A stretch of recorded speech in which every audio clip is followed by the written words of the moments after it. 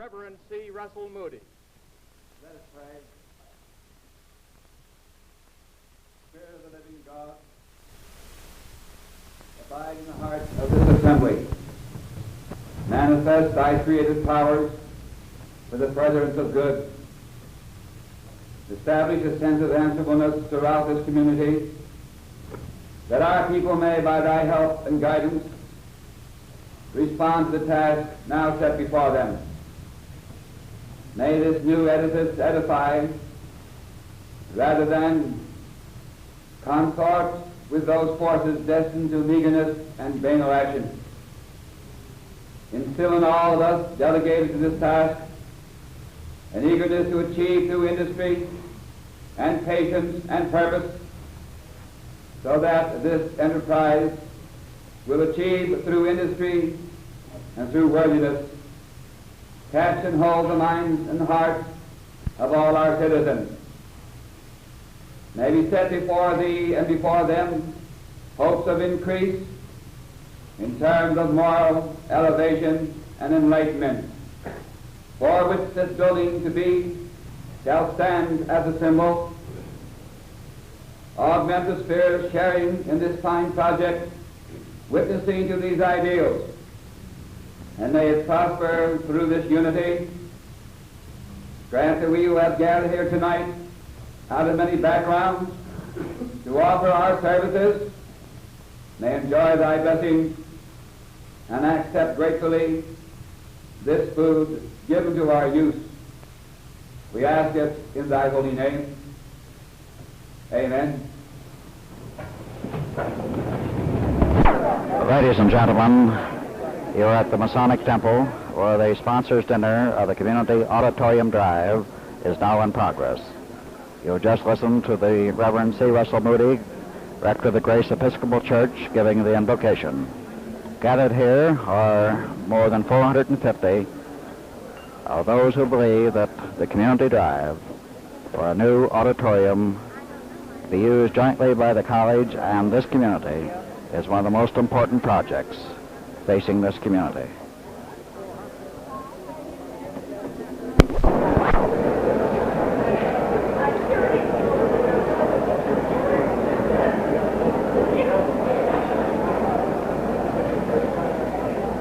Tonight, we are to embark on a new journey together.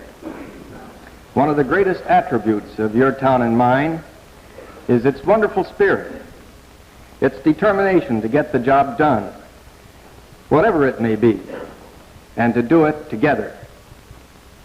We have been fortunate indeed to have a fine college in our town, a college whose leadership has worked hand in hand with all community endeavors to make Muncie a finer, more desirable place in which to live. So tonight, we are simply renewing an old partnership, the purpose of which is to build a beautiful, much-needed auditorium to be used and enjoyed together. To tell us of togetherness in action, here is Ralph Whitinger. He should know of what he speaks, for he has spearheaded many community accomplishments. Fortunate indeed are we to have Ralph as our general chairman. Ralph Whitinger.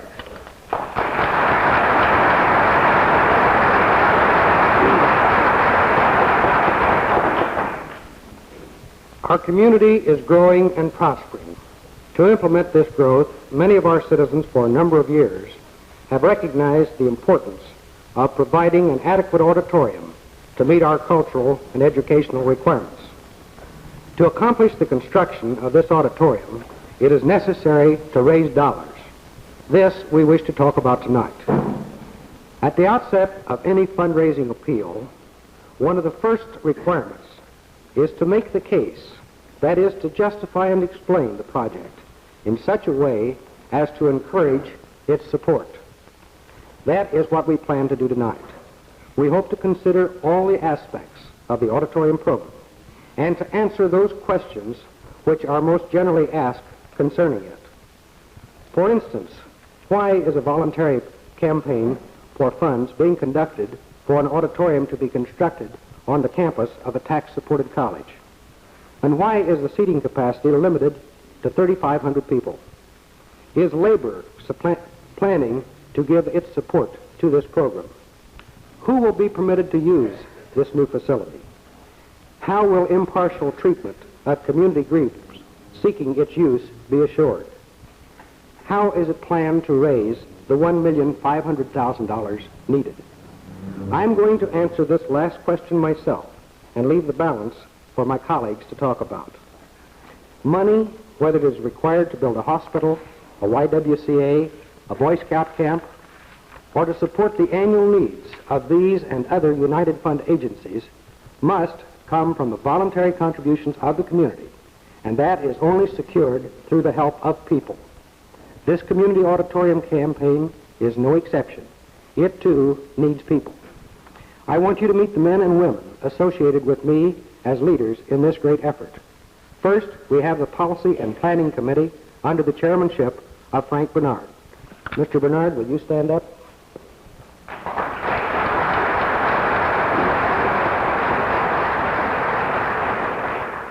I am going to introduce the other members of the Policy and Planning Committee, and I would ask you to hold your applause until the entire committee stands.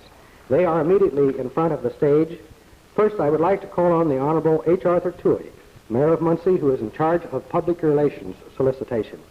Mayor Toohey. Next, I would like to call on Swain Russey and Harry Maxson, who represent industry on the Policy and Planning Committee. Mr. Russey is of Detroit and unable to attend, but Mr. Maxson is here. Next, I would like to call on be here tonight, but both Mrs. Petty and Mr. Gable are here. Next, I would like to call on Ernest Piper, representing utilities, and Walter Letzler, representing communications. Next, I would like to call on Dr. Thomas Boyd, representing the dental profession. Dr. Hostetter, who represents the medical profession, was unable to be here. Next, I would like to call on Ray Clark and Walter White, attorneys. Mrs. David Meeks, representing the women of the community. And Andy Aguilana, representing labor, is on the stage. Romaine Greiner and Marker Sunderland, representing the county. Mr. Sunderland was unable to be here. Mr. Greiner is here. Chester Wingate and Paul Eisenbarger, representing the financial institutions of Muncie. And Dr. John R. Emens on the stage, and Alec Bracken, representing the college. Mr. Bracken is chairman of the Board of Trustees, and of course Dr. Emens is president. Assisting me in the, first of all, let's have a hand for all these folks.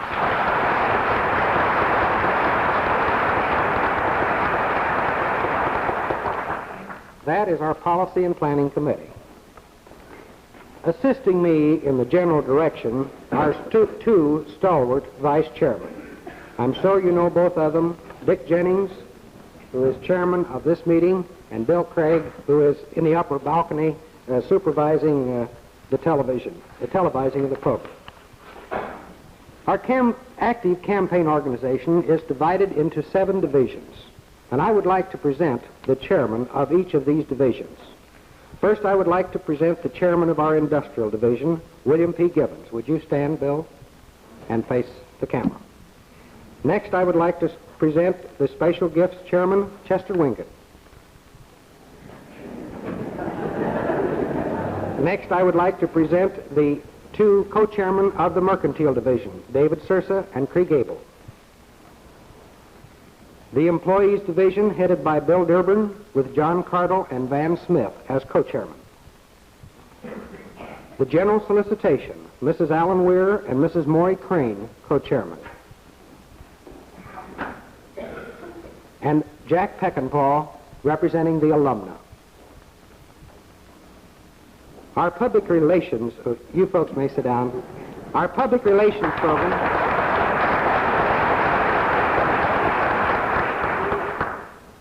Our public relations program is under the capable direction of Jack Farris. And Jack, would you stand up?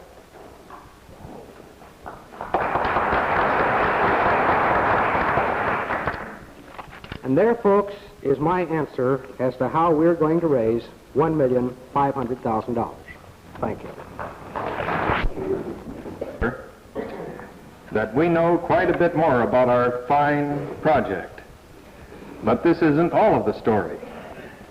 To give you additional interesting facts and figures is the president of Ball State Teachers College, our partner, John Emens, to talk to you about building together. Dr. Emens. Out was the one, why is a voluntary campaign for funds conducted for the building on a campus of a tax-supported institution? This question, I think, has been answered several times by simply stating that tax dollars are not available for this type of building in Indiana on 3,500. You've heard something about it. This decision was reached after a great deal of study, and we visited several institutions and saw their auditoriums, and we visited some that were not college auditoriums but theater auditoriums, and we listened to consultants. In fact, we even talked with a man from Herteilholz from Germany, who was the acoustical expert that has been working with us on this building. And so far as we could tell, everyone agrees that for the most purposes, and particularly on a college campus and for a college and community auditorium of this type, the ideal size would be somewhere between 2,700 and 3,500. And ask who will be permitted to use the new facility. And it seems to me that actions speak louder than words. And the traditions at Ball State with this community have been that we attempt to develop and use all the facilities and the personnel in such ways that they will be of service to the total community. The present Assembly Hall and other buildings on the campus have been used by the community over a period of years. The name of this auditorium, the College and Community Auditorium, the campaign, and the past history of Ball State, then, seem to answer the question. For many years, all of our convocation programs at the college, and these are paid for by students, not by tax dollars, all of them have been open to the citizens of Muncie. Our past and our present record, it seems to me, indicates our desire to cooperatively utilize the community as well as for college use. The auditorium will be available for college-sponsored and jointly sponsored music, opera, drama, lectures, educational conferences, and the like, and also for specific community organizations such as churches, businesses, labor organizations, community mass meetings, and the like, to hold conference, meetings, lectures, and present musical and drama productions.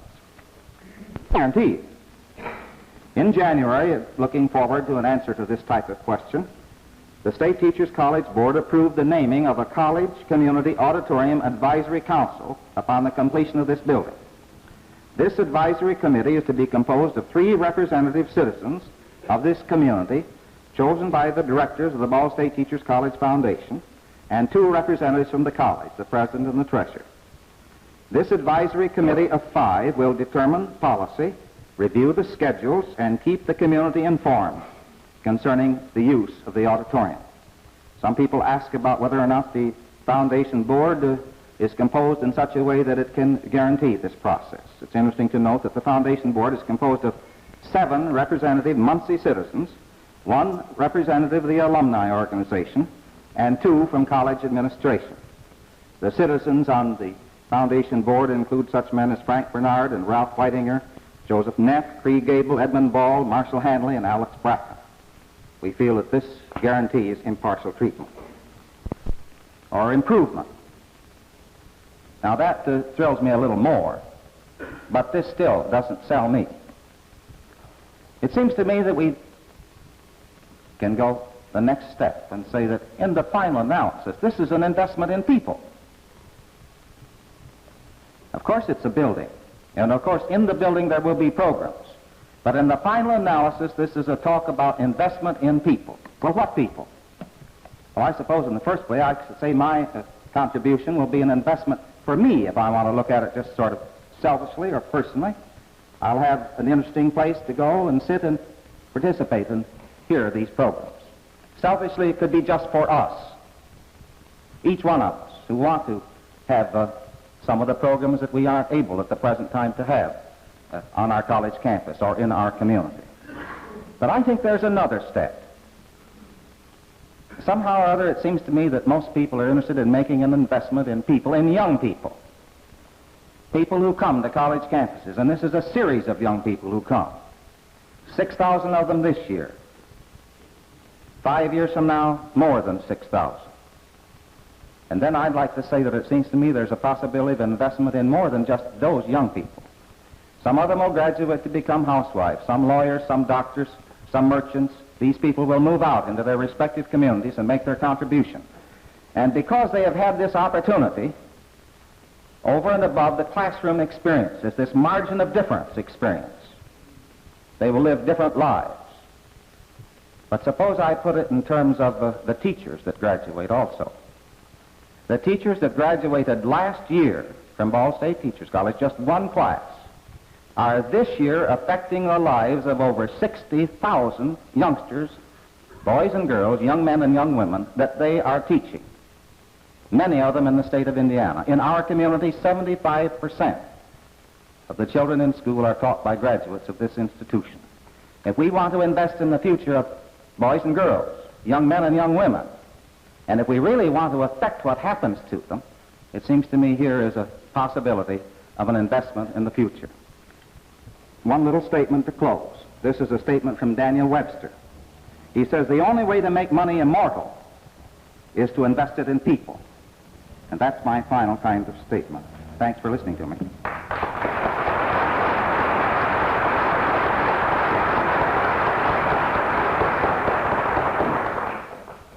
Thank you, President Emens. Thank you particularly for the vision of your leadership, the planning ahead, a plan that we all have seen will save our community so many dollars in the construction of our auditorium. By now, the theme is emerging, working together towards a common goal. Through the years, we have been supported in every community program by our fellow citizens who constitute the labor segment of our economy. All indications lead to the conclusion that the journey on which we are embarking together tonight will be no exception to labor's fine record in the past. It gives me real pleasure to present to you now Mr. Andy Biagualana, President of the Central Labor Council, whose subject is Count Us In. Andy Aguilana.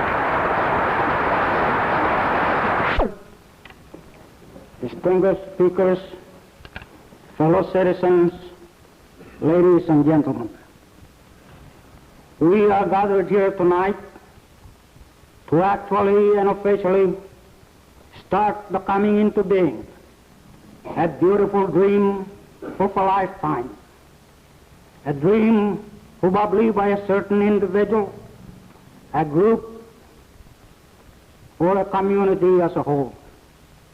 This dream has taken its form as the college community auditorium. Judging by the participation of the representatives of the cross-section of the citizens of our community, the individuals, organizations, industries, professions, and all other groups who are interested, this major project cannot fail. I am happy to tell you with confidence and sincerity that by the action of the delegate body of the Delaware County AFL-CIO Council, the members and leadership of the labor movement in Delaware County and myself are very proud to join with you and say, count us in realization of that magnificent building of the college community auditorium.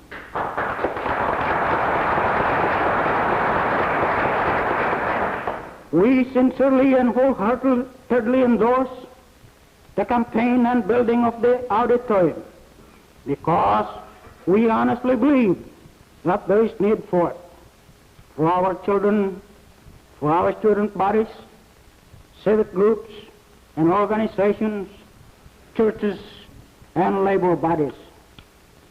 I would like to point out some of the policies of the community hall of the AFL-CIO that, 1, a union member is first and foremost a citizen of his community. 2, the union member has a responsibility to his community. He must cooperate with his fellow citizens in making his community a good place in which to live, to work, and to raise children. Thanks. Well done. I'm glad to have been counted in as a partner in the making. I thank you. Thank you, Andy. It means much to the campaign to have labor's support. Probably no one in Muncie has been associated more closely with all programs directed toward the growth and betterment of our city than the next speaker. I think we would hesitate to project any fundraising effort without his interest, and most appreciative to have him so closely identified with the college community auditorium program. Serving as chairman of the Policy and Planning Committee, he voices all of our sentiments. But more personal and more immediate, the creation of a college community auditorium will at once bring to us a new atmosphere of culture. Each home in Muncie and environment will be afforded the opportunity to have a part in some of its activities. What is said here tonight will be little noted nor long remembered, but what is accomplished in the weeks ahead not only will add to the cultural level of this generation, it will inure to the benefit of generations yet to come.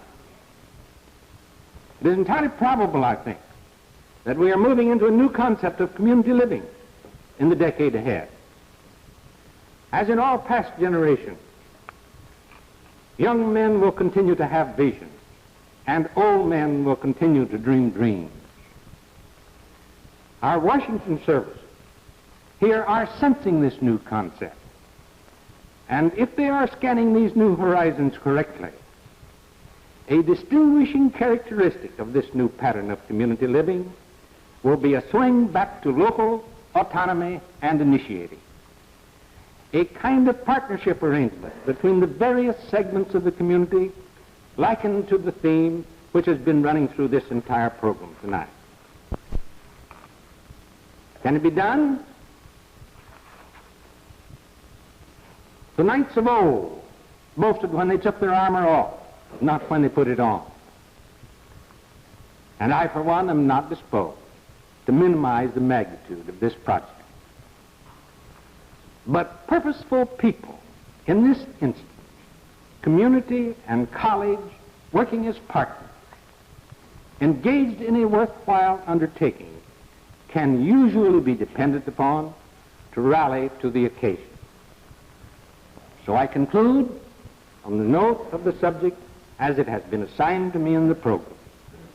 It can and will be done. And when we have successfully completed the job, as I think we and confidently believe we will, there will be abundant reason for all of us saying, this is one of Muncie's finest hours. Thank you very much. Again, Frank, you have voiced the determined attitude of all of us when you so confidently stated, we can, we will together. Thanks so much, Frank. Prior to opening the meeting, Ralph Leidinger gave me an announcement to make to you before we adjourn. But I believe this announcement is of such importance that it should be made by the General Campaign Chairman himself. Ralph, may I ask you again to come to the microphone, please?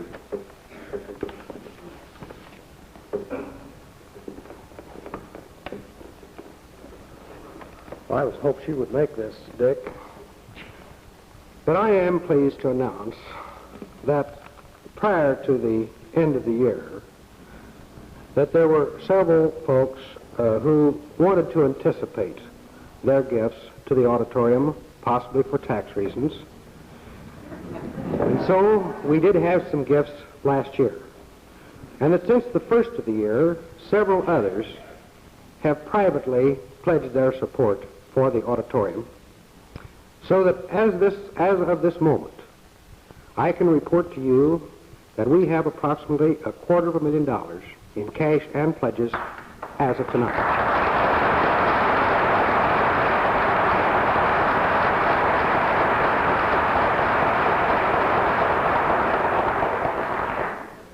Never in my experience in fundraising in Muncie have we had this response in advance of the start of an effort of this type. We're 15% of the way, a little more than that. The last 15% is going to be the toughest. I hope you'll all bear with us and get that job done. Thank you.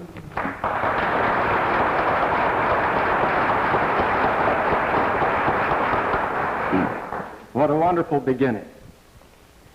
Now will you all please rise.